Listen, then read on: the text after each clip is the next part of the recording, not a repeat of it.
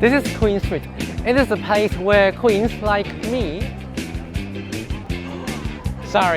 have gelato and go shopping. There are more than 700 shops in the area, including pharmacies and eateries.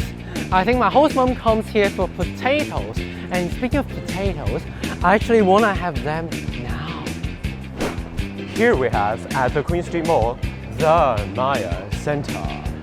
It is a 9-floor shopping complex with a wide range of shops, as well as Queensland's largest Maya department store.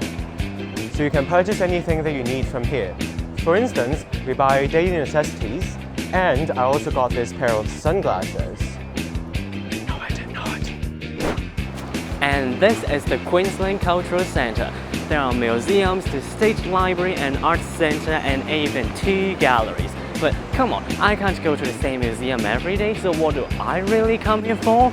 Fishling, to go fishing. No, Fishling has the best street art in Brisbane, so if you're looking for a really special IG photo, there you go. Yo! And finally, we're in South Bank. It's on the south side of the Brisbane River, and it is also one of the most crowded places in Brisbane. The Brisbane Wheel, restaurants, and pubs. There are many places you can go to entertain yourselves. There's also a beach, but is that a beach though? Or it's just some random sand in the middle of the city? Well, I don't know.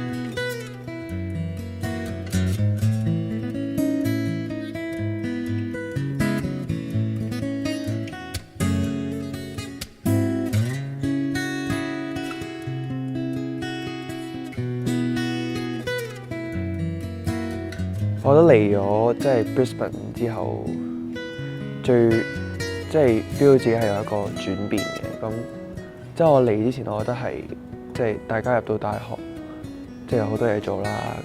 咁我自己就差唔多每日都打波，跟住又上妝，跟住又拍拖，又各樣嘢好多嘢做嘅時候係 distract 咗自己當初入港大讀 education 讀 English education 呢一個科目嗰陣嘅憧憬同埋嗰陣嘅期盼，咁好慶幸係呢個 trip 啦，呢個 course， 尤其係呢條友啦，咁佢哋連食飯都有時係講 education 嘅嘢，我覺得唔多唔少都係幫咗好多 Kira 咁樣，我唔可以話佢係特登哇令到我哋成班人好 friend 咁，但係佢好 inspire 到我，至少。我好耐冇試過係咁專心嘅上過一堂，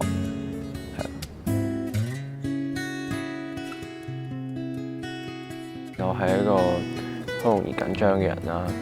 咁其實我哋 immersion 之前都有好多掛慮嘅。咁一嚟就自己啱啱創嚟英日啦，咁其實就識幾個人啦。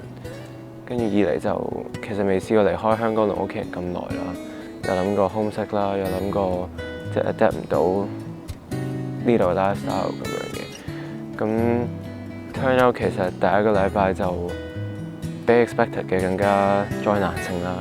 咁不過就會開始感受到大家對我嘅關懷啦。其實 immersion 係一個好特別嘅經歷啦。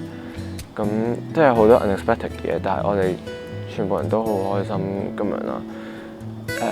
係啦，咁所以係啦，多謝大家嘅對我嘅關心啦，同埋我覺得需要多謝另外3個男仔啦，咁就我知道我自己係一個好難相處嘅人嚟嘅，咁即係好多謝佢哋佢好盡量咁樣去包容同埋體諒我啦。即係我自己都 enjoy immersion 嘅，咁我覺得係好值得高興嘅事嚟嘅。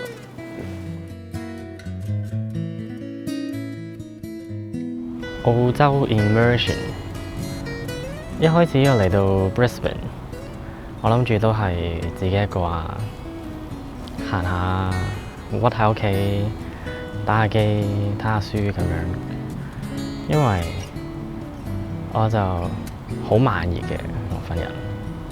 喺 A.N.L 讀咗2年，唔好話同啲同學好熟咁樣啦，可能有幾個連個名都叫唔出。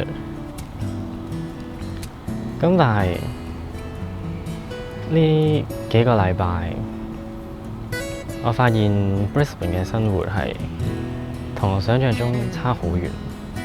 有好多時候我都唔會係自己一個，身邊會有好多嘅同學啊、朋友啊，一齊傾偈、一齊玩、一齊做 project。呢個 immersion 對我嚟講係一個好大嘅 impact 嚟，無論係學習方面啦、education 啊、language 啊、life skills 啊，學到嘅固然多，但係所經歷到嘅，而且係同一班同學、一班相識嘅朋友一齊所經歷嘅，係更加好寶貴。咁其實我大過呢班同學1年啦，咁所以咧，直至現時為止，應該喺大學入邊咧係 survive 咗3年嘅。喺呢3年入邊咧，其實我自己都好充分咁樣感受到嗰種喺大學之間人與人之間嘅隔膜。但係今次 immersion 咧，我覺得成個感覺咧就好似翻去中學咁樣啦。即係有一大班人啦，咁可以每日返學都見到啦。然後嗰種無形嘅隔膜，好似係唔知點解消失咗咁樣啦。咁我覺得我有機會可以真係可以做返自己啦，而唔係好似平時喺大學上堂咁樣一個人靜靜地上堂就自己一個上，跟住落堂就走咗去。今次 immersion同學嘅 bonding 係高咗好多啦，可能因為嚟到澳洲啦，咁身邊冇屋企人啦，咁變咗好多時候都需要互相幫助啊咁樣。咁我覺得從呢啲種種嘅 interaction 其實係即係好似大家一齊經歷咗啲嘢咁樣，而呢一啲嘢我覺得係好難忘嘅。